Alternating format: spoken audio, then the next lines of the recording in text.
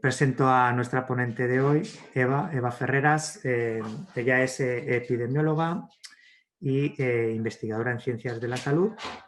Entonces, bueno, también tiene la doble capacidad de ser vecina de este municipio y, por tanto, pues bueno, era fácil que nos encontráramos y que al final acabáramos coincidiendo en una charla de este tipo, porque, bueno, cuando se acercó a nosotros ofreciéndonos todo su saber y toda su colaboración, pues sobre todo era importante que eso no se quedara en algo que pudiera llegar al equipo de gobierno, sino que realmente sirviera también para calmar, tranquilizar y que todos los vecinos y vecinas del municipio pues supieran cómo enfrentarse a la epidemia del coronavirus.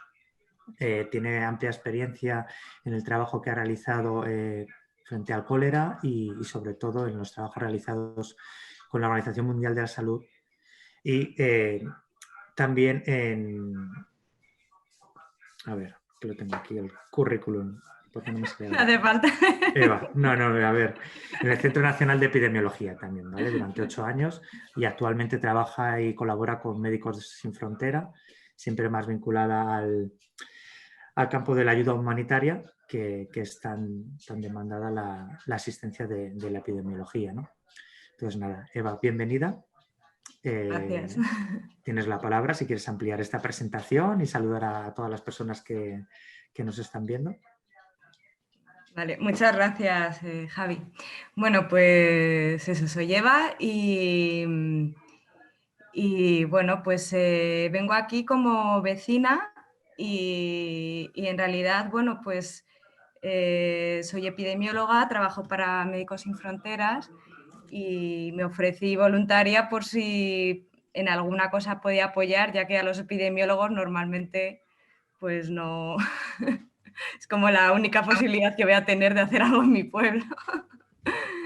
Entonces, bueno, con esto también decir que de todo lo que salga de aquí, pues no hay, yo no tengo ningún interés, no tengo ningún conflicto de interés, sino que pues contaré mi opinión y cómo yo, hasta dónde yo llego con las cosas. No sé muy bien, o sea, creo que esto, el objetivo de hoy viene un poco a raíz de la actividad de cribado que se va a llevar el miércoles, que salieron algunas dudas sobre los test de antígenos, cómo funcionaban y un poco darle una vuelta a las medidas de prevención y frente a coronavirus y tal. Entonces, no sé si os puedo ir explicando, si vamos haciéndolo a través de preguntas. Esto es un poco así dinámico. Vale, si te parece, Eva, para que sea más dinámico, yo te voy a ir planteando una serie de cuestiones, las vamos respondiendo sin alargarnos mucho y luego pasamos al chat y a resolver todo lo que nos planteen Vale. desde este chat. Vale. Bueno, la primera pregunta es muy sencilla y también quiere que aterrices un poco en el plano personal, ¿no? Tú como experta en epidemiología entiendo y entendemos todos que estás acostumbrada a nivel profesional a enfrentarte a estas situaciones, pero siempre fuera de nuestras fronteras, ¿no? Más allá de las fronteras españolas, y es algo que luego cuando cruzas España se queda ahí y luego llegas a tu zona de confort, ¿no? A tu pueblito, a Matalpino, y aquí como que no pasa nada, ¿no? Y sin embargo esto es algo que nos está golpeando a todos y nos gustaría ver un poco cuál ha sido tu visión, ¿no? Cómo se ha expandido el virus, la potencia que ha tenido para atravesar todas esas fronteras y cómo pasas de estar en un ámbito profesional a de repente tener que proteger de tú misma de forma individual en tu vivienda y tu familia, los que más quieres. Y no sé si algún caso tienes que te haya afectado personalmente y cómo ha evolucionado. Sí, la verdad es que ha sido como un bofetón en la cara. Porque, bueno, íbamos siguiendo un poco cuando empezó todo en China, ¿no? Y empezamos a verlo, el que se declaró a la OMS, bueno, el 31 de diciembre se declaró un brote de neumonía, de etiología desconocida y bueno, como enseguida los chinos pues genotiparon y salió lo llamaron SARS-CoV-2, ya teníamos pues conocimiento de esa familia de virus, que son los coronavirus, que son los que producen la los resfriados comunes, pero bueno, creíamos que se quedaba más o menos por ahí, por esa zona. Y ya cuando llegó a Italia, pues ya nos echamos las manos a la cabeza diciendo, pues que nos va a dar, ¿no?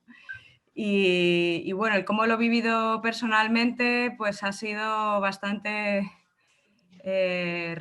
raro y frustrante, porque bueno, yo soy epidemióloga referente en Médicos Sin Fronteras y soy la referente de varios países en Latinoamérica y África.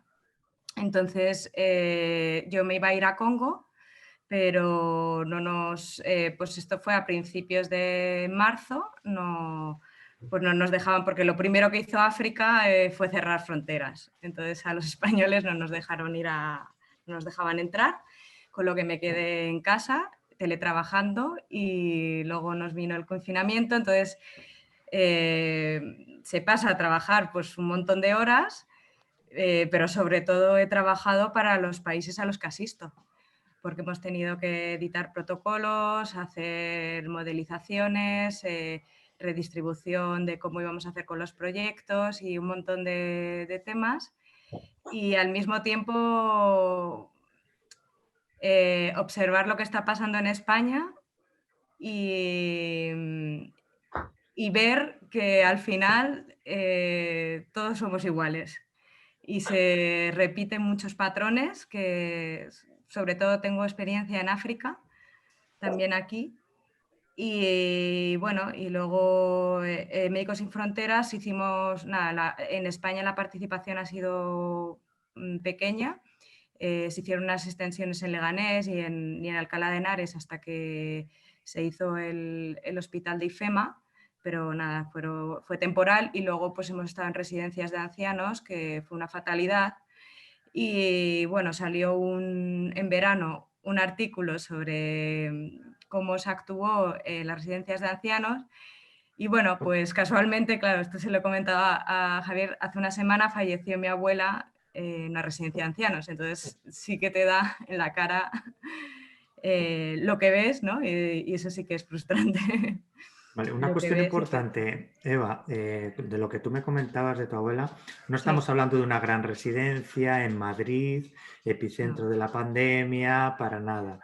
¿Dónde ha sido y cómo ha sido? Para que de alguna manera nos ponga en alerta a todos de cómo está la cosa, ¿no? Y por qué a lo mejor el presidente de Castilla y León, ¿no? El otro día en sus declaraciones era tan tajante y en este caso tan preventivo a la hora del cierre, ¿no? De su comunidad.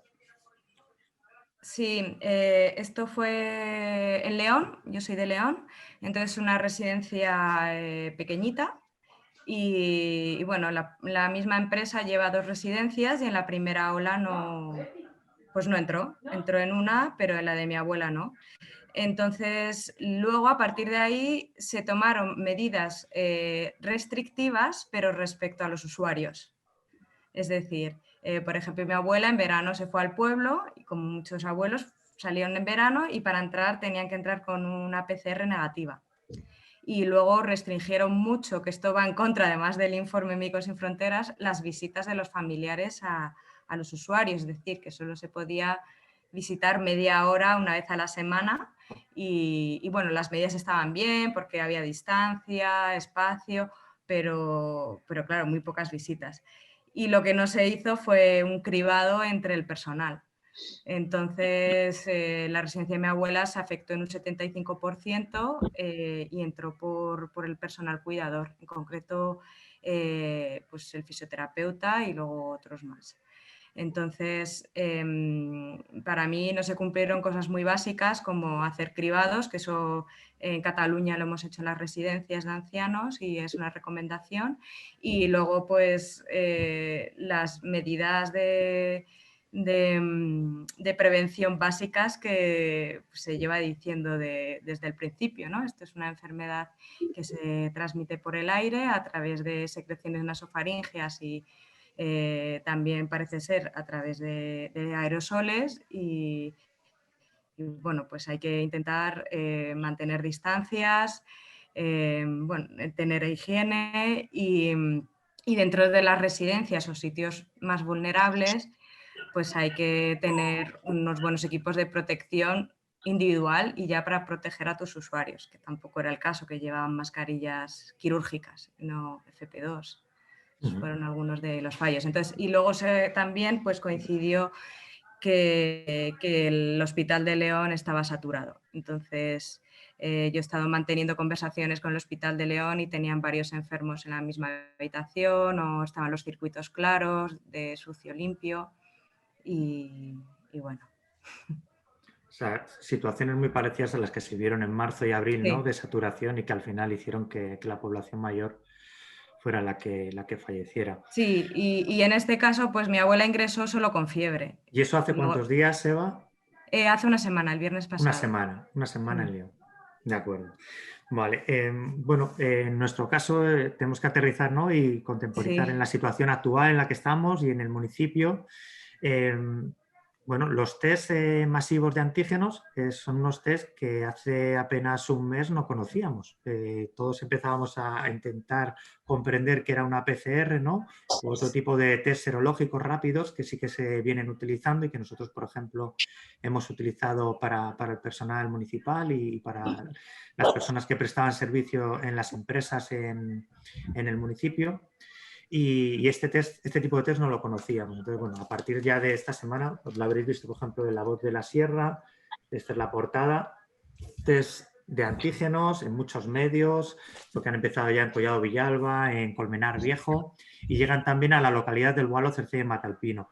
Entonces, ¿cómo son este tipo de test? ¿Cómo funcionan? Y qué tipo, para que resolvamos esas dudas, ¿no? Que pueden tener más habituales las personas que tienen que pasar por esta prueba la semana que viene. Vale, yo si queréis puedo, bueno, he improvisado así como 4 diapositivas.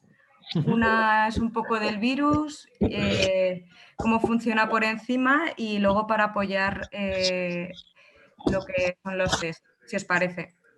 Ok, pues adelante. Voy a compartir pantalla. ¿Veis la pantalla? Sí, sí que la vemos. Vale. Entonces me veis aquí, esto que está acá. Vale. Un poco, y corrígeme si no voy por donde tengo que ir. Es que este no sé dónde ponerlo, aquí abajo. Bueno, me imagino que ya lo sabréis y como he indicado antes, los coronavirus son una familia de virus de ARN y son los que causan los resfriados comunes. Entonces, previamente ha habido 2 epidemias que han sido debidas por coronavirus. Está el SARS, que fue entre el 2002 y el 2003, que se produjo en Asia y dio lugar a 8.000 casos y 800 muertes. Y esta epidemia fue controlada en un año. Y luego el MERS, que empezó en el 2012 y dura en la actualidad y que se encuentra en Arabia Saudí y otros 28 países y por ahora, pues en estos 7 años han dado 2.500 casos y 800 muertes. La transmisión, como hemos aprendido todos, es a través de las secreciones nasofaringeas, es decir, como los resfriados. Y bueno, hay algunas publicaciones que dicen a través de aerosol, esto todavía está en estudio. Y la COVID-19 es una enfermedad viral emergente, es decir, que es nueva y es porque la cepa SARS-CoV-2 pues es una cepa nueva. Y la propagación ha sido muy rápida porque la población estamos completamente susceptible, es decir, que no tenemos una inmunidad. Actualmente en el mundo, bueno, estamos en una pandemia, hay más de 184 países que notifican y en el mundo pues han notificado esto, he sacado este gráfico, en Médicos Sin Fronteras hacemos un informe situacional todas las semanas y es el de esta semana y los datos los cogemos del Centro de Control de Enfermedades Europeo que está en Estocolmo, que coge todos los datos de todo el mundo y está a fecha de 27 de octubre. Entonces, a fecha 27 de octubre se han notificado 44 millones de casos y 1 millón de muertes asociadas a COVID. Y de las cuales 1 millón y algo corresponden a España. En los últimos 12 días se han notificado 5 millones de casos y 68.000 muertes.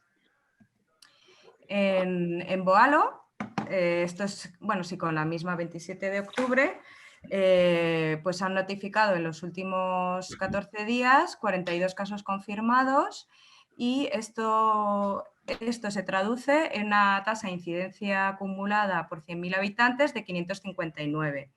En el global de España es de 468, así que estamos un poco por encima. A día de hoy, a nivel nacional, los datos es que estamos a un 14,2% de ocupación hospitalaria y de las cuales un 26% de UCI. Con lo que la situación actual es que tenemos que hacer todos los esfuerzos en bajar la transmisión. Entonces, las pruebas de diagnóstico pueden implicar dos aspectos, o bien la detección del virus directo, y esto puede ser el ARN, el material genético, o el antígeno, que son las proteínas de membrana que lo rodean, o la detección de la respuesta inmune que generamos ante la infección. Esta respuesta inmune hay dos tipos de respuesta inmune, está la humoral y la celular. La humoral es la de anticuerpos y la celular está producida por otro tipo de células.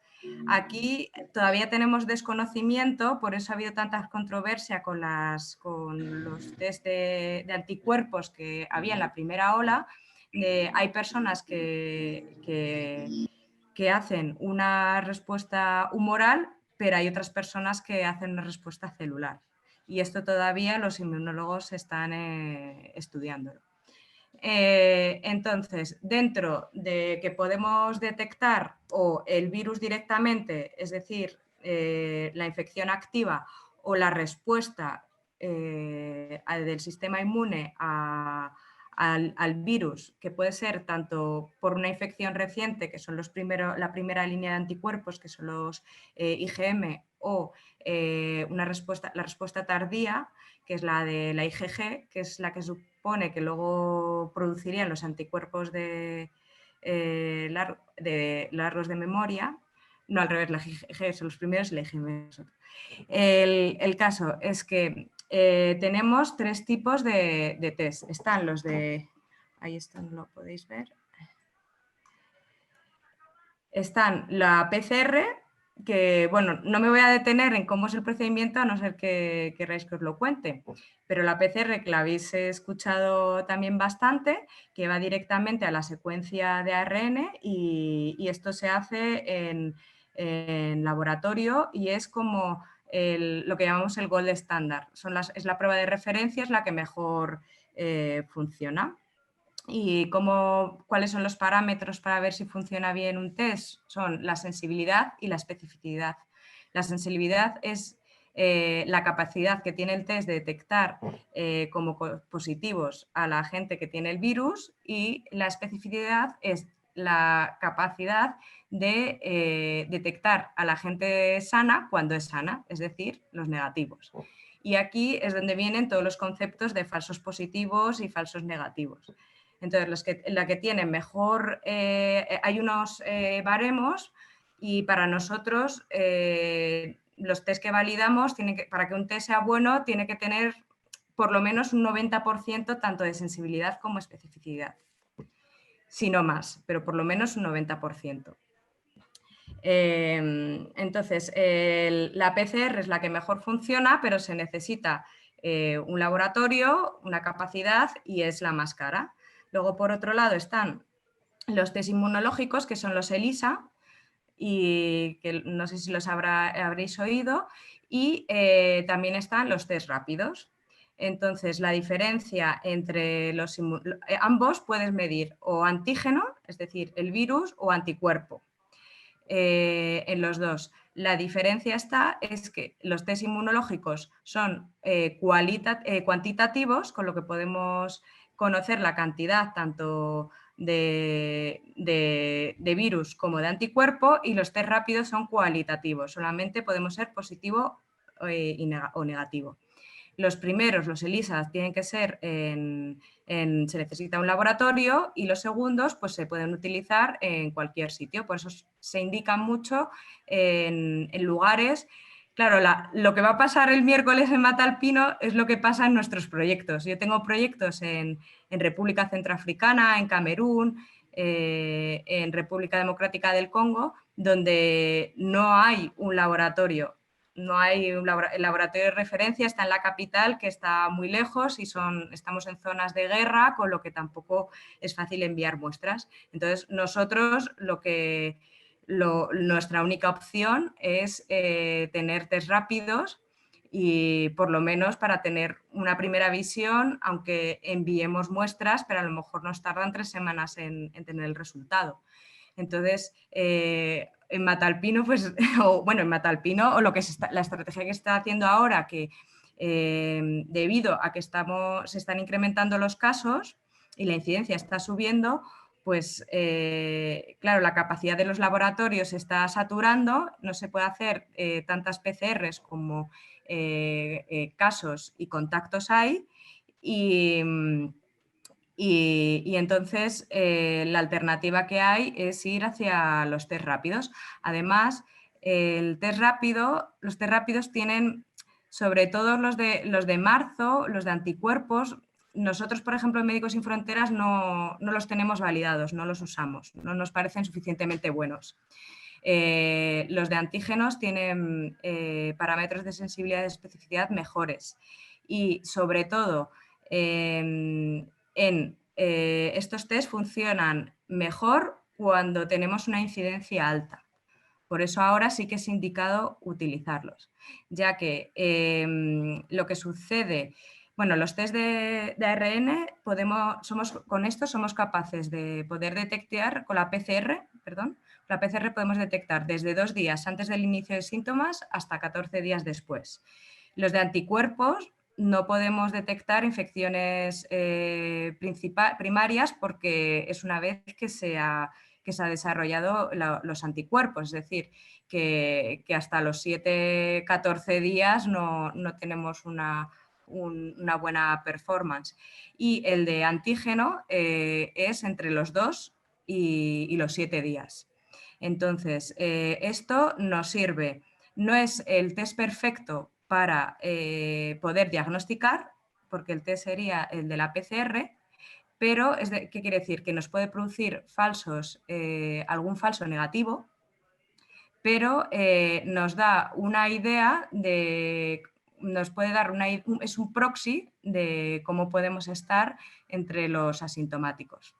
De acuerdo, o sea que sí que serían los indicados en este caso, en esta Sí, en este situación. caso sí. Y ahora lo importante es por qué tenemos que participar, por qué es tan importante que la población del Boalo Cercino Matalpino acuda a esta cita y se haga este tipo de test durante la semana que viene. Porque, esto lo he cogido un poco. Uy. Esto está en inglés, porque esto ha sido como muy rápido, pero me viene bien. Bueno, me da la sensación que todo esto ya lo sabéis, pero bueno, yo repaso.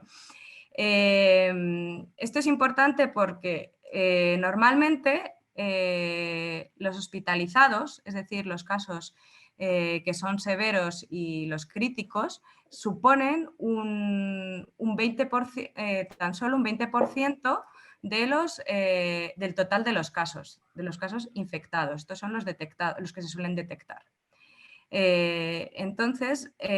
Pero nos queda todavía todo un grupo, que son los subclínicos, los presintomáticos y los asintomáticos, que normalmente, que son un 80%, que son personas que a lo mejor no desarrollan la enfermedad o lo hacen con una sintomatología muy leve, pero son transmisores.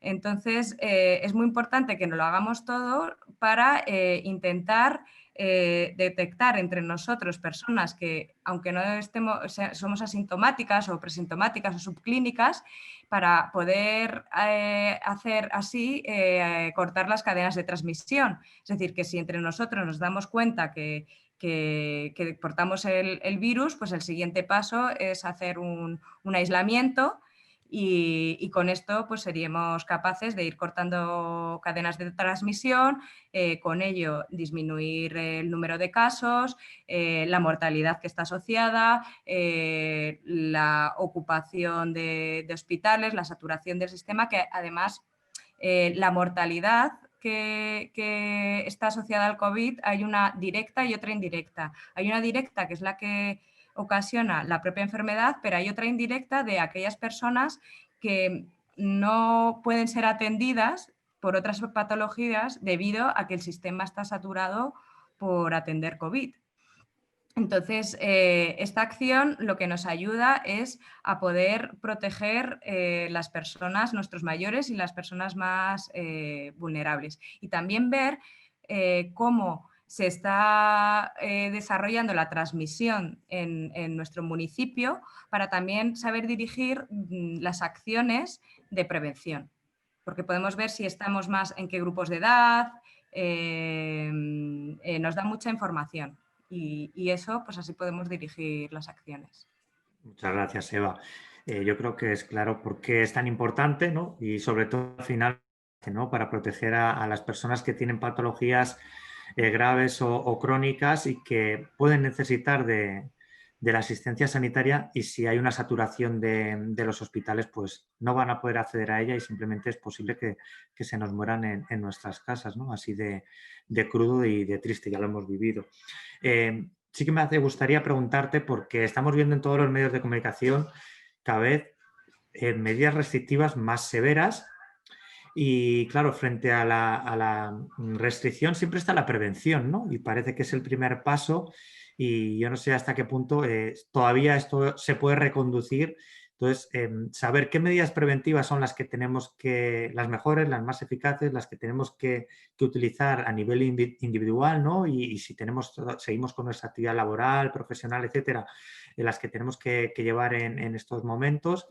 Y también a nivel, medidas preventivas a nivel comunidad, ¿no? Cómo protegernos frente a esas restricciones que si no hacemos esa prevención, pues al final son las que llegan y vemos que vienen en cascada, ¿no? A ver, las medidas de prevención son sencillas. O sea, en realidad es muy sencillo, es cortar la transmisión. Y es un virus que se transmite por el aire. Que si son a través de secreciones nasofaríngeas, gotículas o aerosoles, nos da un poco igual. Eso lo que influye al final es cuánto tiempo puede permanecer en el ambiente o en superficies, pero lo que está claro es que va por vía aérea, es como los resfriados.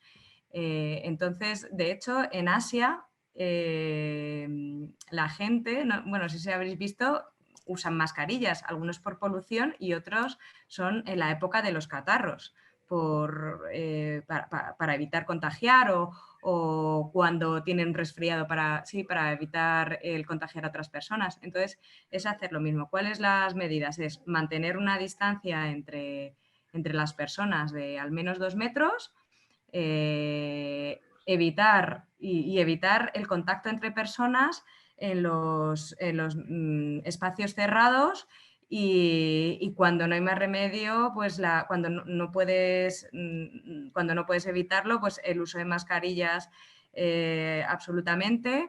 Las mascarillas que son 100% eficaces son las tipo FP2.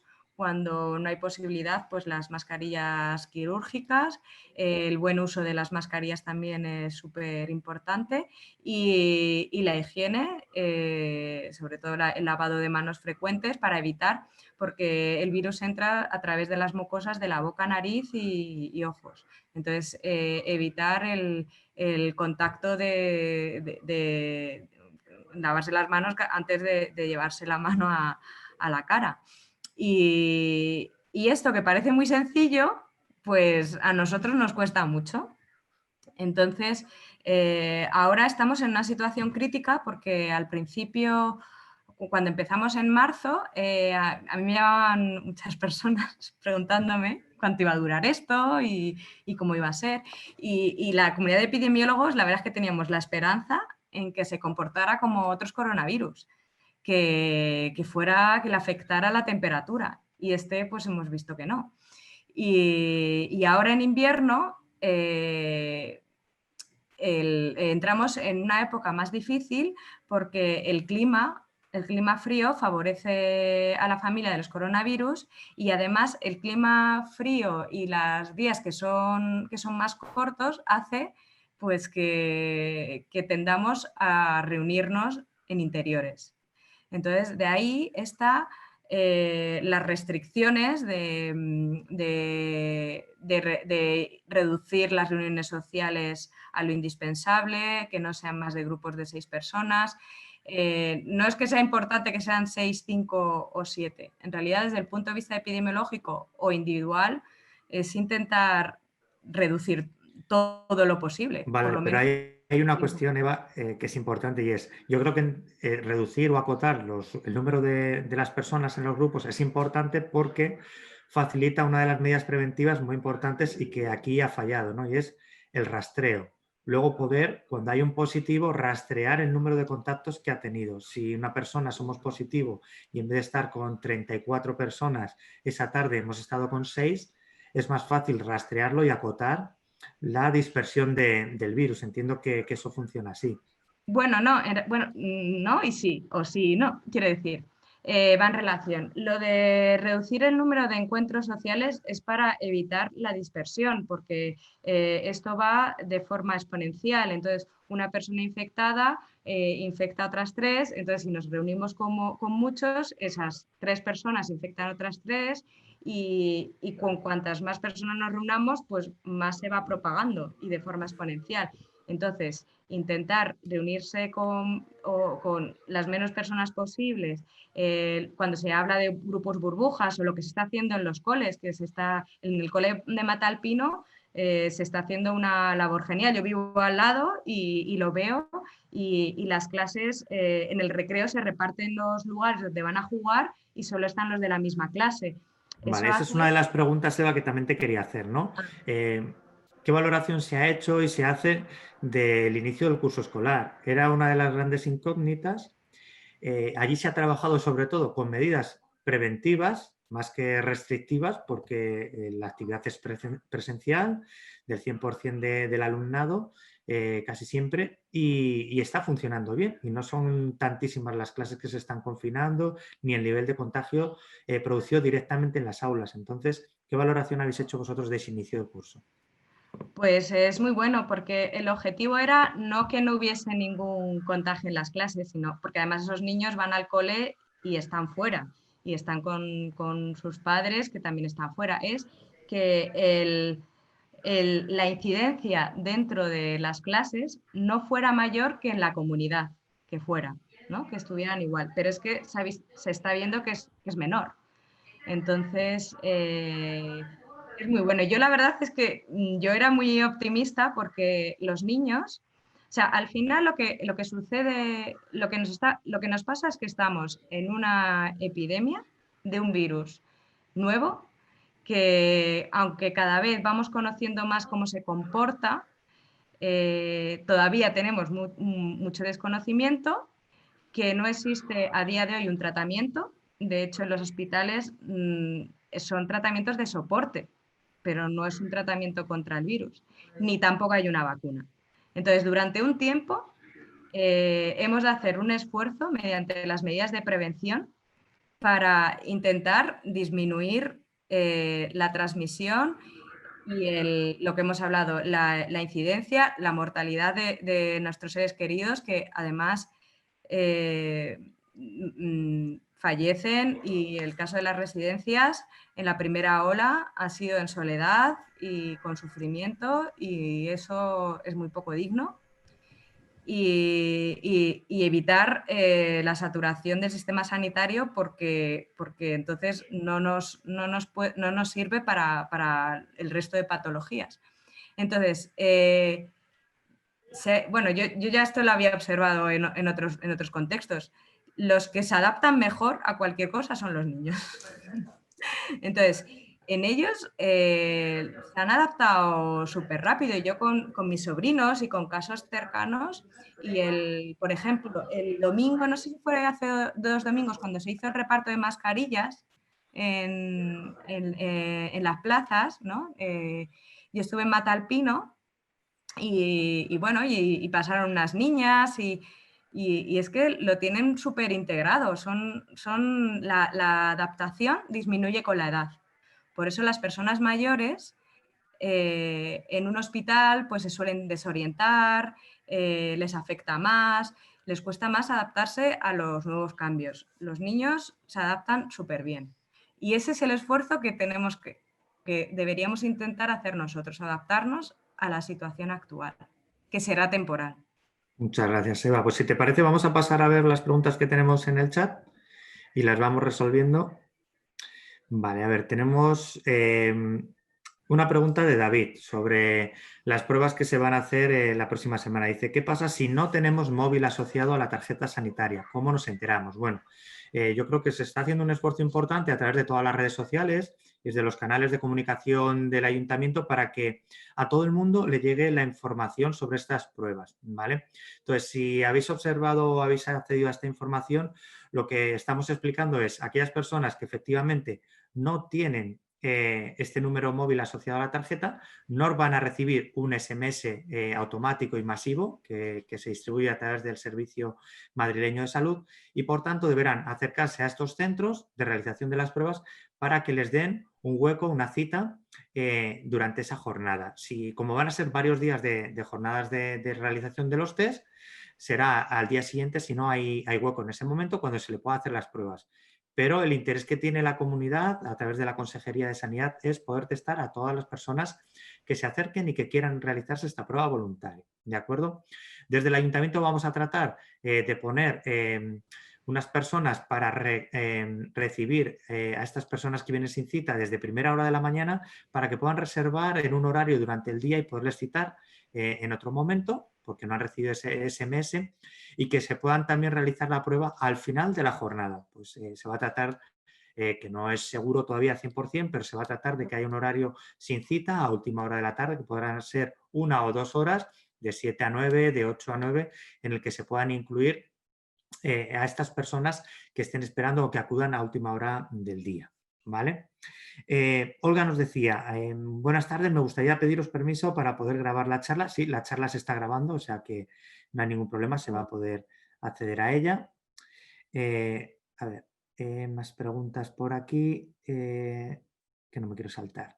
De ARA Asesores, buenas tardes, los test comenzarán el día 4, pero ¿sabemos los días en que se realizarán? Pues sí, ya sabemos que van a ser los días 4, 5, 6 y 7 de noviembre en Cerceda, 4 y 5 de noviembre en El Gualo y 6 y 7 de noviembre en Matalpino.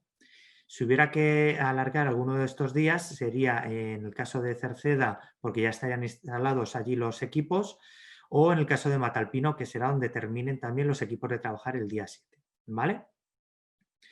Vale. ¿Cuál es la efectividad probada en asintomáticos? Esta pregunta es para ti, Eva.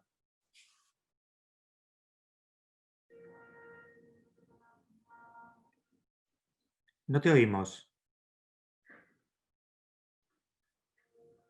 Pulsa el audio. Sí, perdón. Ahora. No está aprobada la efectividad en asintomáticos, porque no sabemos, un asintomático lo que mide es el virus, entonces tiene que estar la infección, pero como no tiene síntomas, pues cuando se ha hecho, a ver, el de Abbott, he mirado así rápidamente, se ha hecho una validación de laboratorio y luego en Cataluña, Oriol, no sé si lo conocéis, que ha hecho, bueno, es investigador y estuvo estudiando la cloroquina y ahora también ha hecho una validación del test. Bueno, viéndolo, tiene una sensibilidad y una especificidad bastante alta. Depende, como he dicho antes, de la incidencia, porque a mayor incidencia hay más carga viral y entonces le es más fácil. Pero claro, las validaciones se han hecho con personas que tienen síntomas. Entonces, por eso se sabe que la mayor eficacia, cuando funciona mejor, es entre el día 2 y el día 7 de la infección. Y en un asintomático no sabemos cuándo comienza la infección. ¿Cómo se traduce esto? ¿O qué quiere decir? Que Nos podemos fiar mucho si sale positivo, pero si sale negativo, no podemos decir que no tengamos la infección. Entonces hay que seguir en alerta si desarrollamos síntomas. En realidad habría que hacer un algoritmo con PCR si queremos detectar bien los positivos. Por Vale, eso, en este sí. sentido, Eva, yo sí que conozco casos efectivamente de personas que con algún síntoma o algún pico de fiebre, 37,3, por ejemplo, se han realizado inmediatamente un test de antígeno y les ha dado un falso negativo y luego han desarrollado la Sí. enfermedad. Si han sido cautos y han guardado esas cuarentenas preventivas por el pico de fiebre, por esa sintomatología, no han tenido ningún problema. Si han dado por bueno el resultado del test y han seguido con su actividad, pues al final no solo han dado positivo ellos, sino que además han podido contagiar a más personas. Sí, a ver, el sentido de hacer estos test, los test rápidos, es el poder llevar la capacidad de laboratorio, de diagnóstico laboratorio, a lugares donde Donde no llega, ¿no? no hay un laboratorio. Esto puede ser en el África profunda o puede ser en municipios cuando los laboratorios, bueno, en Madrid, pero tienen están muy saturados. De hecho, en verano se podía tener un resultado de PCR a las 28-48 horas y en septiembre empezó a retrasarse. Entonces, con esto lo que hacemos es que los positivos, o sea, el que sale positivo, con mucha probabilidad es positivo. Y eso es lo que nos interesa. Pero el que sale negativo, hay que tratarle con más cuidado. Y esto viene también en los protocolos que se pueden descargar en la página web del Centro Nacional de Epidemiología. Un diagnóstico de un test rápido negativo con sintomatología, hay que hacer una PCR. Y en función en qué lugares o en qué contextos, incluso habría que hacer una PCR a uno negativo. En el contexto en el que estamos, de Matalpino, y con la incidencia que tenemos, un positivo, o sea, vamos a ser capaces de detectar bastantes positivos. Y los negativos, aún así, pues tenemos que ser cautos. O hay que ser cautos, no estoy diciendo si yo Ok, eso. vale. Bueno, nos preguntaban también por aquí si se habían enviado ya los mensajes a las personas que se les hará el test rápido. Pues todavía no se han enviado, ¿vale? Nos tienen que confirmar el día del envío masivo, si será el lunes, aunque sea festivo, o si será el mismo martes, ¿de acuerdo? Pero todavía no se han enviado, me lo preguntaba Marte. Alex nos dice, entiendo que este test es como una foto fija. ¿Habría posibilidad de hacer alguna prueba más que amplíe la información de la persona? Pues entiendo que posibilidades hay, porque habéis visto, como ha dicho Eva, que se pueden complementar esos test, pero ahora mismo la opción que tenemos es esta que nos ofrece la Consejería de Sanidad, es un test cribado masivo y el que se va a realizar es únicamente este test, ¿vale? No se van a realizar más pruebas por la unidad de extracción de muestras. Es el test Aparte que no rápido tiene de sentido. antígenos. Mm, Aparte que en realidad el sentido es hacer lo que vamos a hacer. ok. No, a no ser que estuviéramos en un contexto cerrado, en un brote muy localizado, ahí sí que tendría sentido hacer un algoritmo más complejo. Sí, cribar al máximo, ¿no? Al 100%. Vale, David nos pregunta, ¿cuántos infectados hay en el municipio? Bueno, ha puesto una exposición Eva al principio donde sale el mapa. Os recomiendo que entréis en la página web de la Comunidad de Madrid. Tiene una pestaña habilitada para información sobre coronavirus. Todos los martes se actualiza el mapa de incidencia, ya sea acumulada o incidencia eh, de contagio por 100.000 habitantes. A ver si lo localizamos para que nos familiaricemos con ello. Esta es la información que hace pública la Comunidad de Madrid y que actualiza los martes. Al final de la tarde está siendo en las últimas jornadas, lo hacen y bueno, como veis, últimos casos confirmados 42. Esos son para 14 días. Estamos en un número aproximado de 22 casos semanales, con lo cual estaríamos ya en la última semana por debajo de 20 casos semanales, puesto que nuestra incidencia está yendo a la baja. Lo previsible sería que la semana que viene, el martes, estemos en un dato inferior aún, y además con estas medidas de confinamiento, en el que no lleguemos a los 20 casos, por tanto no deberíamos llegar a los 40 y nuestra tasa de incidencia acumulada estaría por debajo de 500. Eso es lo esperado por la inercia. Lo cierto es que después de las pruebas que se realicen, vamos a ver cuántos positivos somos capaces de destapar con esta prueba de cribado masivo, y eso no va a afectar a las medidas restrictivas que se hacen sobre la localidad, puesto que nuestro confinamiento está marcado para 14 días, y una vez que se han localizado estas personas que se han sido positivas, es importante saber qué es lo que se busca, ¿no? Que se puedan aislar luego en sus casas. Sería peor no tener datos de infectados porque no se harían test y que estuvieran circulando, infectando gente y mandando gente al hospital. Vale. ¿Tenemos alguna idea del principal vector de transmisión en el municipio? Bueno, pues aquí se habla de ciclistas, de veraneantes, colegios, parques. Pues bueno, el vector se llama persona, somos todos y cada una de nosotros como individuos, y como bien ha explicado Eva, es exponencial. Entonces, cada vez que una persona sea o se dedique en su ocio a lo que quiera o a lo que sea positivo y transmisor de la enfermedad, lo va a hacer en su lugar de ocio, en su lugar de trabajo o en su vínculo y su círculo familiar. ¿De acuerdo? Ah, Entonces, sí. aquí tampoco habría que señalar a unos y a otros. Eva, tienes la palabra.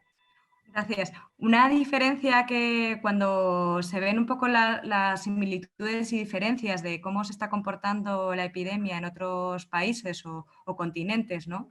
Y entre países, pues por ejemplo en África el comportamiento que ha sido más bajo se debe a varios factores, y uno de ellos es que no hay tanto movimiento.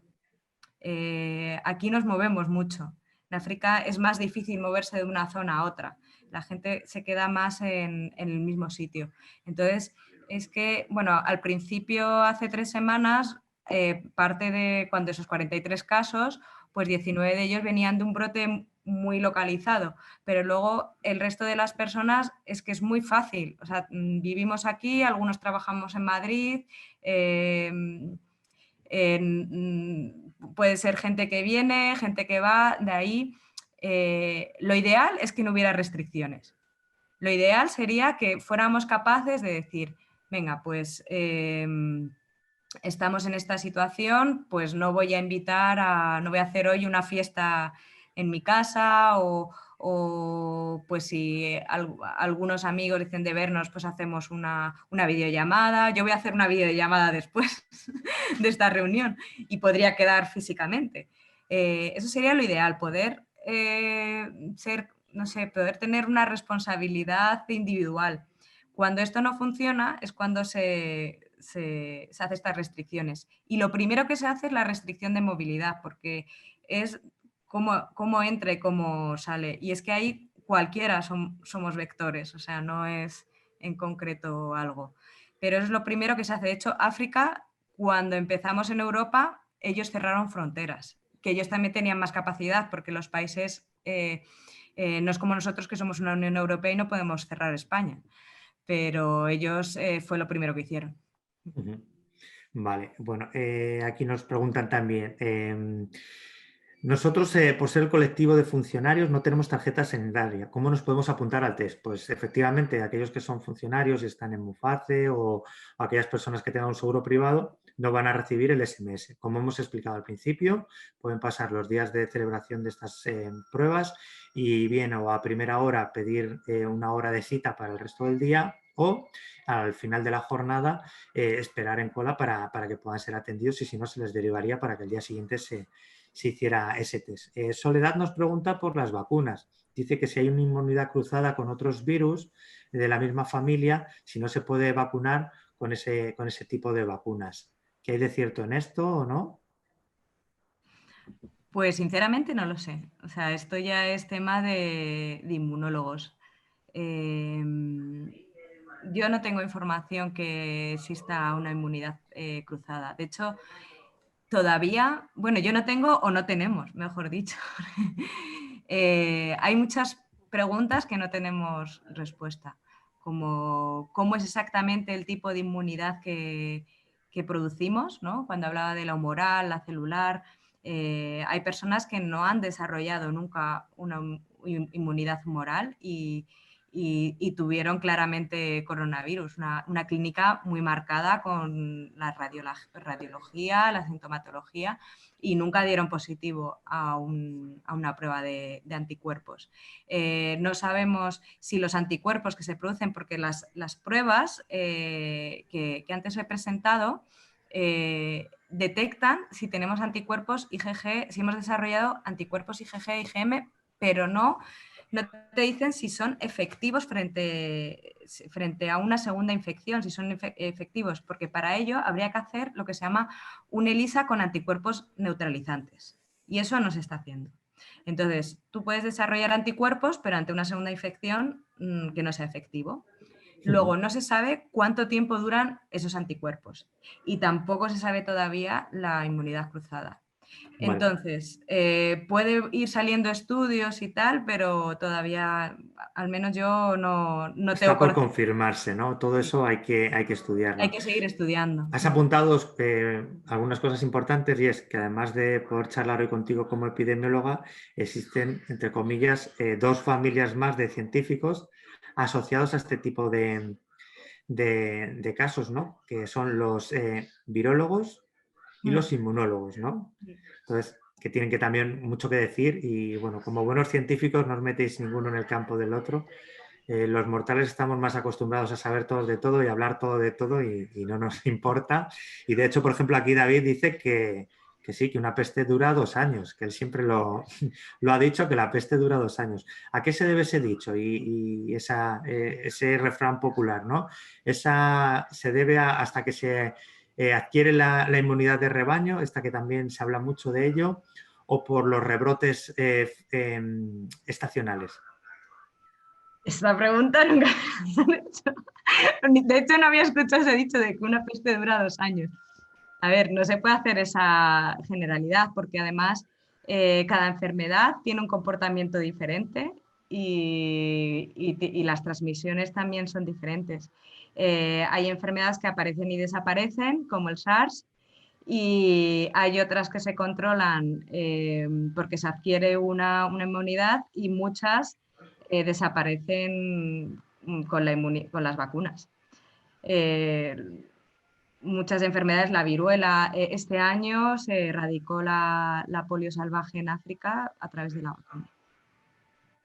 Vale, bueno, también hay otra pregunta sobre si estos test cribados se van a hacer periódicamente. Pues la respuesta es no, los realiza la Consejería de Sanidad con un dispositivo bastante amplio y complejo y se hacen, o la Comunidad de Madrid ha establecido a través de su consejería que se hagan en aquellas zonas donde puede haber una mayor incidencia acumulada o en los últimos días de contagio de virus, porque ahí hay más probabilidades de pescar a las personas que sean positivos asintomáticos. Además, en este caso coincide que se hace el cribado en un momento de confinamiento perimetral, con lo cual coincidirían 2 circunstancias que deberían de ir de la mano porque en teoría no nos vamos a salir del municipio para contagiar y entonces se aíslan a esos positivos y podemos tener resultados muy buenos en 15 días, en 2 semanas. Vale. José Miguel nos pregunta que en caso de tener anticuerpos, ¿cuánto tiempo es recomendable repetir un test para estar seguro de la inmunidad? Eso me lo ha preguntado mi madre ayer. Yo soy muy conservadora. La encuesta de que uno, como he dicho antes, que uno desarrolle anticuerpos no quiere decir que sea efectivos a una segunda infección. Para saber si los anticuerpos, esos IgG, IgM que se han desarrollado, son efectivos en una segunda infección, hay que hacer un ELISA con anticuerpos neutralizantes. Y eso yo he intentado hacérselo a mis padres y es muy difícil, porque se hacen ELISAs normales. Esa es una. Otra, en el estudio de la encuesta de seroprevalencia que hizo el Instituto de Salud, bueno, el Centro Nacional de Epidemiología, estuvieron siguiendo una muestra representativa de la población durante un tiempo y se les iba haciendo a los mismos los test. Y se vio que la media se dice lavado, lavado de los anticuerpos que ya no se detectaban era 3 meses. Esto todavía hay muchos estudios. En Nueva York se ha visto 5. Creo que en Portugal, no sé si decían 7, pero insisto, esos anticuerpos no quiere decir que sean efectivos en una segunda infección. Entonces, yo apelo a intentar ser prudentes y mis padres, los dos, cogieron coronavirus. Mi padre fue asintomático y mi madre sintomática. Y habiéndolo pasado primero mi padre, yo les hice separarse. Y mi madre, y estuvieron separados durante 14 días porque no, yo no podía asegurar que los anticuerpos producidos por mi padre fueran a ser efectivos. Eso es lo que yo he hecho con mi familia cercana. Ujú. Vaya 14 días que les has dado, de verdad. Sí. A ver. Bueno, a ver, nos pregunta José Miguel y vamos a ir rápido porque ya estamos en una hora de Ay, sesión y no perdón. queríamos alargarlo mucho más. Diferencia metodológica entre cribado y rastreo. Yo entiendo que más que una diferencia metodológica son dos cosas diferentes. El cribado se hace con los test y ya vamos aprendiendo de todo, ¿eh? Y el rastreo es posterior a la detección de esos positivos y es con profesionales que tienen que seguir la cadena de contactos. A ver, tenemos más preguntas aquí de David. ¿Qué nos puedes contar sobre la noticia de que la supuesta inmunidad de la población infantil se puede deber a la vacuna de la triple vírica? ¿Hay algo sobre esto? Yo también, para mí es la primera noticia que Yo tengo es aquí, la la verdad. primera noticia. David, no sé quién eres, pero si me envías el artículo, me inter... Vale, a través del correo electrónico Sí, de sí, sí. ferreras-eva@yahoo.fr, ya me lo sé de memoria, le podéis enviar ese artículo. José Miguel nos vuelve a preguntar, en la medida de tiempo que pasa aparecen casos contagios asintomáticos o con síntomas soportables que ni se hace confinamiento preventivo ni se pone en conocimiento de nadie, bien por temas laborales, bien por otras causas. ¿Cómo se aborda esta casuística? Bueno, entiendo que siempre que hay un caso positivo, eh, sean cuales sean los síntomas, su obligación es la de pasar una cuarentena preventiva. Es cierto que a lo mejor no se están haciendo los test de seguimiento posteriores, porque se da por hecho que a los 14 días eres negativo y ya no eres infeccioso, pero siempre que hay un positivo y es conocido, deben de guardar esas cuarentenas, Sí, ¿vale? ahí toca un concepto muy importante que es el estigma. A veces por que no estigmaticen y el personal sanitario ha sido muy estigmatizado durante la primera ola o por no tener problemas laborales o si en el caso de ser autónomo o tal,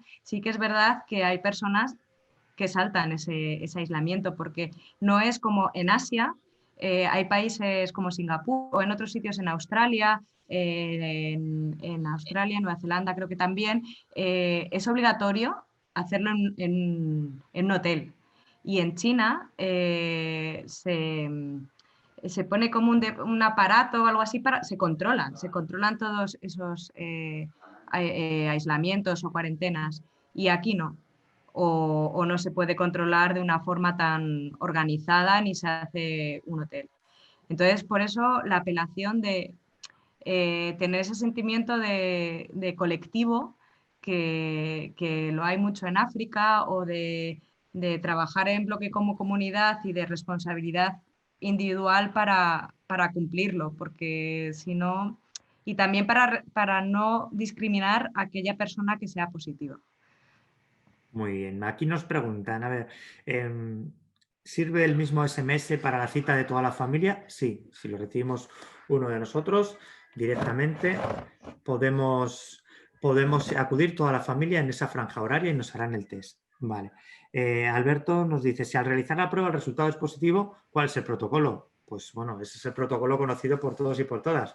A casa, a guardar aislamiento y cuarentena y cero contactos con todas las personas. Entonces, en la página de la Comunidad de Madrid, en la página del Ministerio y en la del Ayuntamiento hemos colgado estos protocolos y además los vamos a refrescar, los vamos a volver a colgar estos días para que aquellas personas que sean positivos lo puedan seguir y a todos los positivos que se detecten en estas pruebas le van a entregar el protocolo que debe de seguir y que debe de conocer. Y ¿Vale? cuidarse, es decir, estar en casa, observar Vigilar si síntomas. vigilar síntomas, si fiebre, tomar paracetamol que no ibuprofeno, eso es muy importante, porque a lo mejor uno no necesita ir a un centro sanitario, lo puede pasar en casa. Entonces, ante la fiebre, tomar paracetamol. Y luego como un resfriado, tomarse mucho infusiones de jengibre, calditos, y observar si hay una pérdida de olfato y gusto, que sucede en el 40% de los casos, y establecer, porque el rastreamiento de contactos, eso era más factible hacerlo en verano. Igual que, porque antes era una de las preguntas de que ahora no se hace a los 14 días, porque ya la capacidad de laboratorio se ha sobrepasado. Entonces ya pues se entiende que a los 14 días ya se ha pasado. Entonces el rastreamiento de contactos a veces no se puede hacer. Entonces si uno mismo puede coger y ponerse en contacto con aquellas personas que ha estado al menos 15 minutos a una distancia de menos de 2 metros sin mascarilla durante las últimas 48 horas, informarles para que hagan una cuarentena. Y si es posible que se hagan el test, pero al menos una cuarentena. Vale, si hemos compartido una mesa, por ejemplo, en un restaurante o en una cena familiar o en un centro de estudio con una persona o en un centro de trabajo, entiendo que son contactos estrechos y que por tanto Sí, habría que avisarles, ¿no? sí. De acuerdo, vale, vamos a intentar ir más ágiles para que no se quede nada sin responder. Si aumentan los positivos con las pruebas, la situación epidemiológica empeoraría y, por tanto, las medidas restrictivas. Bueno, la situación epidemiológica cambiaría, no está ni mejor. No cambia, sino que la vemos. Claro, lo que vamos a hacer es verla. Vamos a tener datos reales. Ahora estamos con estimaciones de incidencias aproximadas y de esa manera vamos a tener una foto real de cómo se corresponde esa incidencia acumulada con los datos reales en el municipio. Entonces, por eso se hace un estudio y se llama estudio porque nos va a dar una información importante. Y lo que va a hacer es protegernos más. Vamos a estar más protegidos porque vamos a tener menos personas con circulando virus en espacios que sean espacios públicos o en contacto con nosotros. Es que ese es el concepto equivocado, creer que el hacer el test va a aumentar el número de casos. Bueno, de casos a lo mejor sospechosos o asintomáticos, pero en realidad lo que nos da es una herramienta de ver mejor la situación epidemiológica y de poder actuar de forma temprana, cortando cadenas de transmisión y también viendo dónde dirigir las medidas de prevención y control y refuerzo. Vale, hay cosas que ahora que sí que se ha visto que la mayoría de los casos suelen ser también o afectar ya al núcleo de las familias, si tenemos una detección, imaginaros, de 20 positivos durante estas pruebas y se detectan precozmente, esos 20 positivos, si no se hubieran detectado, podrían ser 80 en apenas 3, 4, 5 días. 80 casos, ¿de acuerdo? Entonces, la situación no empeoraría si detectamos a esos 20, sino que mejora en el medio plazo, en el corto plazo, ¿vale? Pero este es uno de los argumentos que más miedo da y que más gente plantea, sobre todo aquellos que tienen negocios y que están viendo afectadas sus actividades con las restricciones porque creen que la realización de test les va a perjudicar. Dice, ¿dónde se van a realizar las pruebas? Bueno, pues las pruebas se van a realizar en el edificio administrativo de Cerceda, en la Plaza Mayor, en el edificio administrativo de Matalpino, en la Plaza de España, y en la Casa de Cultura del Boalo, en la calle Peñayuela. Vale. La televisión ha dicho que lo de la triple vírica hoy. Pues nada, nos toca ver más tele, Eva, porque no, no estamos al día. Vale, María del Mar nos dice, si todo partido de China tienes información de cómo va allí, no sé, por tener referencias, si nos vale esa referencia. Bueno, tanto China como Japón y Corea han sido los primeros países afectados y las cosas allí parece que hay segunda ola, pero no tan fuerte, ¿verdad, Eva? Bueno, ahí es que ahí sí que han aplicado medidas restrictivas bastante o medidas de prevención muy contundentes. En China, vamos, se cerró enseguida, se limpia la casa, no se deja a nadie salir y cada vez que entra alguien tiene que pasar una cuarentena y se le hacen test de PCR. Y luego en todo Asia, es que Asia tiene como un sentimiento de comunidad muy grande. Entonces hay una aceptación de todas las medidas, de todo este tipo de medidas muy grande. Entonces eso tiene un impacto. Y luego también pues tienen unos hábitos y unas costumbres que son también el uso de mascarillas es que ya lo usaban antes para la gripe normal. Entonces, es que es muy diferente como a nivel comportamental en un sitio y en otro. Vale, Marisa Herrero nos comparte el enlace del artículo sobre la inmunidad cruzada. Aquí lo Gracias. tenemos, así que luego lo podremos Sí, leer. no, Vamos avanzando. Vale, también aquí tenéis el enlace, también David nos lo compartía. Alberto nos decía, en el SMS aparece la hora, efectivamente, en el SMS aparecerá la hora y el lugar, ¿vale? Si no podemos acudir a ese horario, tendría que ser al final de la jornada, ¿vale? O pasar al principio de la jornada y advertirlo, que en ese horario no vamos a ir y ese hueco queda libre y que nos den una cita para el final de la tarde, ¿vale? Alex nos pregunta también, a modo de difusión, la Sexta está solicitando firmas para el presupuesto para investigación suba en España del 1,24 al 2%. Pues bueno, esto es algo que celebraríamos todos, ¿verdad, Eva? Y sobre todo los científicos e investigadores, que se pueda aumentar el presupuesto para este colectivo. Amina nos dice, cuando hay un positivo pero los demás contactos usaban mascarilla, no se hace test. Es lo que ocurre en los colegios, pero no se tiene en cuenta que los niños comen juntos y no a mucha distancia. La realidad es que efectivamente eso está pasando, pero como bien ha explicado Eva, pues luego no se está traduciendo en una infección mayoritaria entre menores y realmente el colegio no está siendo el lugar de contagio, ¿no? entre este colectivo. Olga nos decía, si un vecino vive solo y resulta positivo, a ver, es que no quiero perder el hilo del mensaje, ¿el ayuntamiento va a tomar alguna medida de asistencia para evitar su salida? Pues efectivamente hay un seguimiento que se hace por parte de los centros de salud y por parte del ayuntamiento ya se está llevando medicinas, comida, compra a las personas que están en esta situación. ¿De acuerdo? Aquí dice, si los contactos, a ver, no quiero perder, Aida. En la Casa de Cultura es donde se hacen las actividades deportivas. Pues efectivamente, la semana que viene vamos a comunicar cómo va a trastornar la realización de estos test a los servicios municipales, deportivos, culturales e incluso administrativos. ¿Vale? Y yo no sé si tenemos alguna pregunta más. Yo no veo ninguna más en el chat. La última que tengo es la de Aida de las 8:47 pm. ¿Hay alguna más que yo no vea en el chat? ¿Alguna pregunta más de alguien asistente a la reunión que quiera realizar en este momento y que nos la quiera poner en el chat? ¿No? Vale, pues si hemos resuelto todas las cuestiones, Eva, no es poco. Como hemos recordado, tienen tu correo electrónico para trasladarte cualquier duda o consulta. Y bueno, pues la sesión también ha sido grabada para que aquellas personas que no han podido en este momento unirse, que lo puedan seguir luego a través de nuestros canales de comunicación y redes sociales. Darte las gracias en nombre de todos y de todas, Eva, por tu tiempo, por las ganas de expresar todo este conocimiento y sobre todo resolver las dudas que teníamos y nada, hacerte una pregunta comprometida. ¿Tú te vas a hacer el test? Yo, claro. O sea, que lo Claro. recomiendas y además te lo vas a hacer tú misma, ¿no? Sí, sí, sí, sí, sí, lo voy a hacer, por supuesto. Por supuesto. Muchas gracias, Javi, por ser tan accesible y nada, para cualquier cosa, si puedo apoyar en algo, pues ya tenéis mi correo y lo que pueda responder, pues bien. Y si no, pues me lo estudiaré.